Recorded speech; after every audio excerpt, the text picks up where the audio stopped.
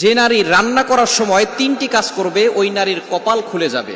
আল্লাহ পাক রব্বুল আলামিন ওই নারীকে সম্পদশালী বানিয়ে দিবেন। আল্লাহ পাক রব্বুল আলামিন ওই নারীর ঘরে বরকত নাজিল করবেন। ওই নারীর ঘরে আল্লাহ পাক রব্বুল আলামিন রহমত নাজিল করবেন। অনেক মা বোনেরা এখন কিন্তু সংসারের ভিতরে সুখ চান, শান্তি চান, ঘরের ভিতরে রহমত চান, বরকত চান। বিশেষ করে যে সমস্ত নারীরা সংসারে বরকত চান তারা কিন্তু অবশ্যই এই তিনটি কাজ করবেন। দেখবেন আপনার ঘরের ভিতরে শান্তি আসবে এবং আপনার রান্না সুস্বাদু হবে এবং আপনার রান্না যারা খাবে তারাই আপনার প্রশংসা করবে। আমরা অনেকেই কিন্তু নিজের প্রশংসা শুনতে চাই এবং অনেকেই আমরা ঘরের ভিতরে বরকত চাই, রহমত চাই। এজন্য আমরা এই তিনটি কাজ করব। নাম্বার 1, 1 নাম্বার হচ্ছে আপনি যখনই রান্নাঘরে প্রবেশ করবেন তখন আপনি সালাম দিবেন। মনে রাখবেন রান্নাঘরে কিন্তু চুলা আছে।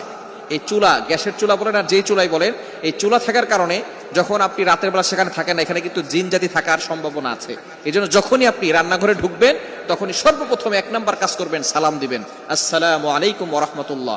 কেউ থাকুক আর না থাকুক, ঘরে যখনই প্রবেশ করবেন, যদি ঘরে কেউ নাও থাকে তারপরে সালাম দিবেন, কারণ ঘরের ভিতরে অনেক সময় শয়তান থাকে। আপনার সালাম দেওয়ার কারণে সেই শয়তান সেখান থেকে বের হয়ে যাবে। শয়তান আপনার ঘরের ভিতরে আর বসবাস করতে পারবে না, সেখান থেকে শয়তান বের হয়ে যাবে। আল্লাহ পাক রব্বুল আলামিন নিজে বলে দিয়েছেন, কোরআন খুলেন, আল্লাহ পাক